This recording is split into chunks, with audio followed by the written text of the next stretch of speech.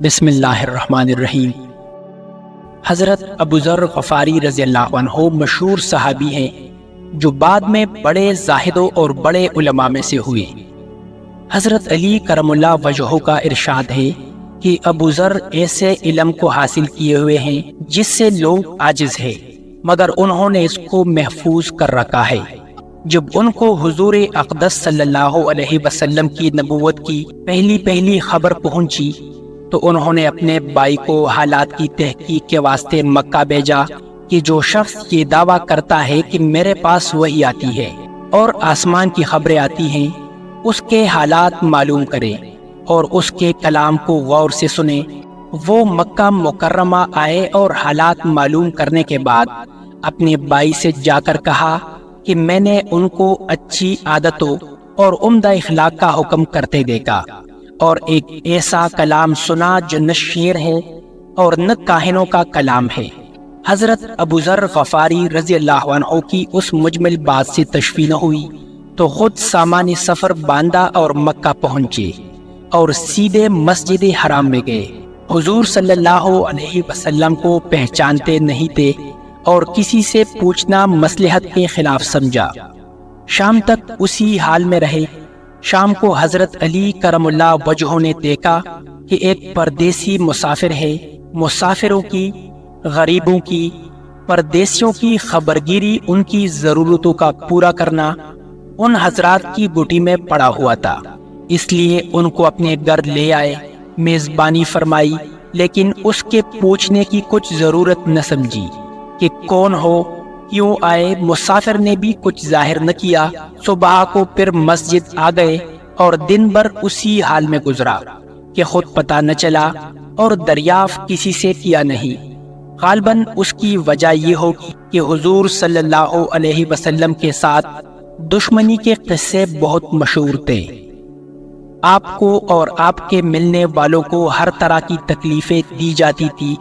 ان کو خیال ہوا ہو کہ صحیح حال معلوم نہیں ہوگا اور بدگمانی کی وجہ سے مفت کی تکلیف علیحدہ رہی۔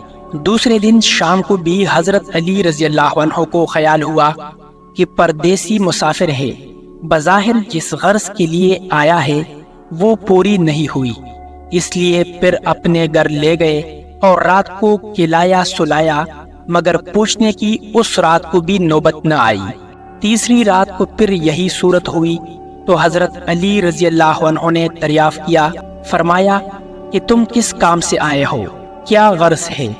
تو حضرت ابو ذر رضی اللہ عنہ نے پہلے ان کو قسم اور عہد و پیمان دیے اس بات کے کہ وہ صحیح بتائیں، اس کے بعد اپنی غرض بتلائی۔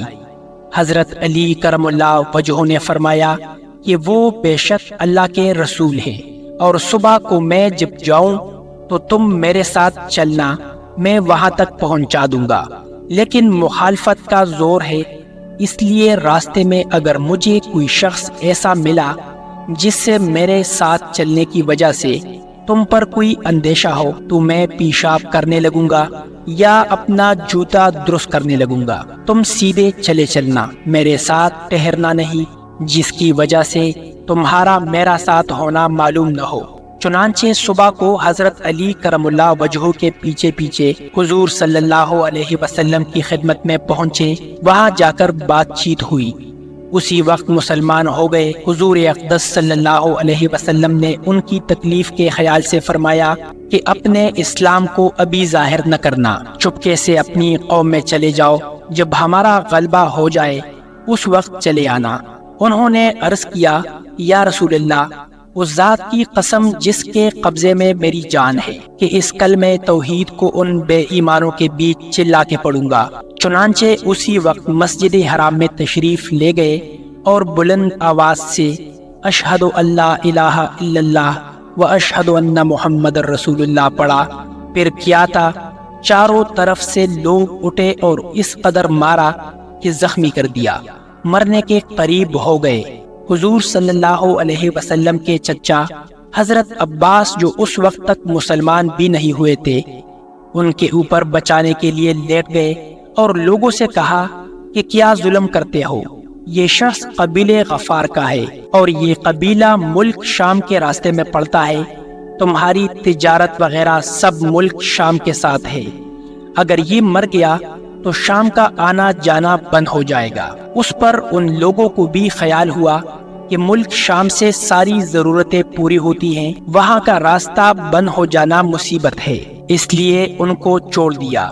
دوسرے دن پھر اسی طرح انہوں نے جا کر پھر بآواز بلند کلمہ پڑھا، اور لوگ اس کلمے کے سننے کی طاقت نہ لا سکتے تھے، اس لیے ان پر ٹوٹ پڑے۔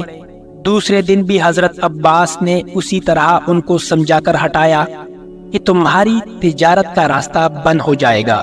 حضور صلی اللہ علیہ وسلم کے اس ارشاد کے باوجود کہ اپنے اسلام کو چھپاؤ، ان کا یہ فعل حق کے اظہار کا ولولہ اور غلبہ تھا کہ جب یہ دین حق ہے تو کسی کے باپ کا کیا جاتا ہے جس سے ڈر کر چھپایا جائے، اور حضور صلی اللہ علیہ وسلم کا منع فرمانا شفقت کی وجہ سے تھا کہ ممکن ہے تکالیف کا تحمل نہ ہو، ورنہ حضور صلی اللہ علیہ وسلم کے حکم کے خلاف صحابہ کی یہ مجال ہی نہ تھی، چونکہ حضور اقدس صلی اللہ علیہ وسلم خود ہی اسلام پھیلانے میں ہر قسم کی تکلیفیں برداشت فرما رہے تھے، اس لیے حضرت ابو ذر نے سہولت پر عمل کے بجائے حضور صلی اللہ علیہ وسلم کے اتباع کو ترجیح دی۔ یہی ایک چیز تھی کہ جس کی وجہ سے ہر قسم کی ترقی دینی اور دنیاوی صحابہ کرام رضی اللہ عنہم اجمعین کے قدم چوم رہی تھی، اور ہر میدان ان کے قبضے میں تھا۔